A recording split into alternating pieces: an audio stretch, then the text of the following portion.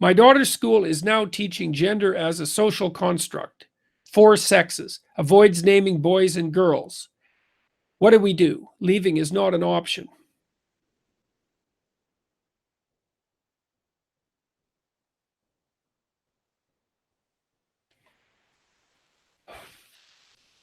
Well, I guess the first question is, I'll just take you at your word that leaving is not an option. It certainly might not be an option.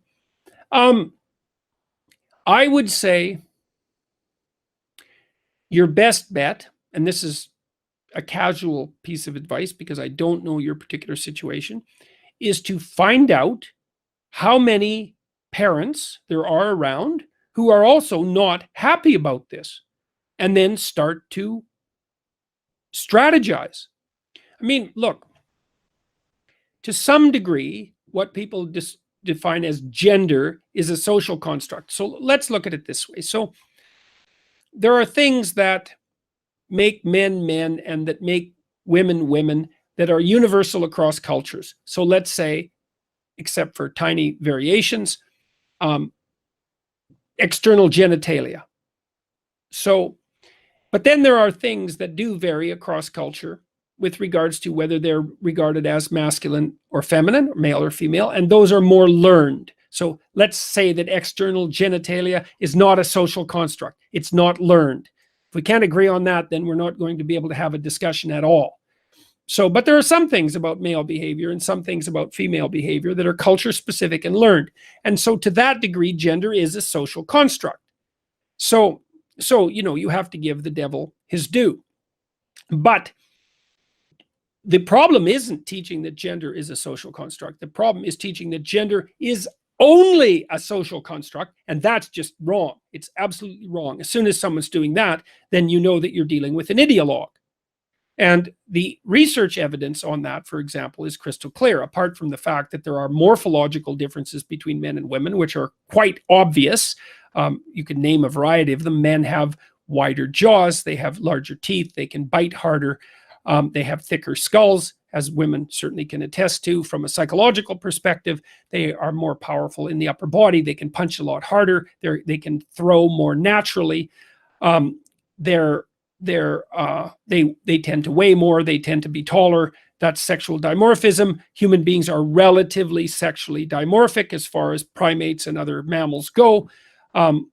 There's difference in obviously waist to hip ratio. Women's elbows are at a different angle. They have finer bones. Women have a subcutaneous layer of body fat that men don't have. Women are a little bit more pain resistant, more pain tolerant. They also have very high levels of stamina. Women tend to have a little edge in verbal ability. Men tend to have a little edge in spatial ability.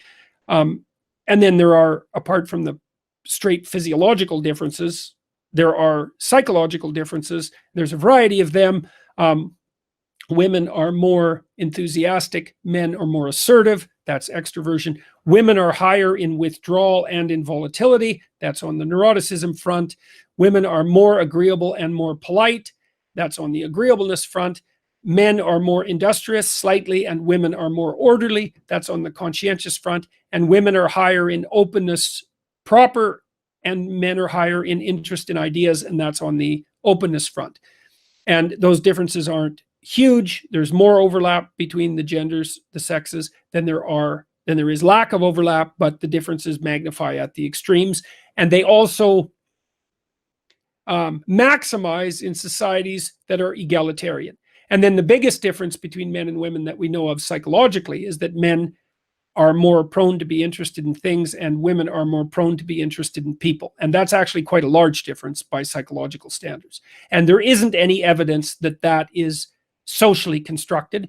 The counter evidence is that as you make societies more egalitarian, those differences actually get bigger rather than smaller. And even the London Times 3 weeks ago wrote an editorial describing yet another study that demonstrated that. So that's like 6, and they're huge scale studies, pointing out that the fact that the differences between men and women get bigger in more egalitarian societies is now one of the most well-established findings in all of the social sciences, thus demonstrating, for example, that poor James Damore was correct despite the fact that Google fired him for being accurate in his analysis of the scientific literature.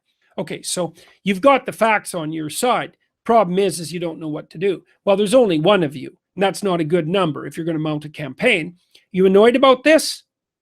Well, write down exactly what you're annoyed about. What bothers you about this? Okay. What would you like to have happen? Because you need to know what the problem is and you need to know what the solution is. Then you have to start thinking about strategy. And one strategy is you need some allies. You need some people on your side. Now, if this is bothering you, the probability that it's bothering most people is very high, because it's very rare, especially with something like this. I mean, I would say, and I think the data support this, is that the overwhelming majority of people do not believe that gender is a social construct, that there are 4 sexes, and that avoiding naming boys and girls is a good idea.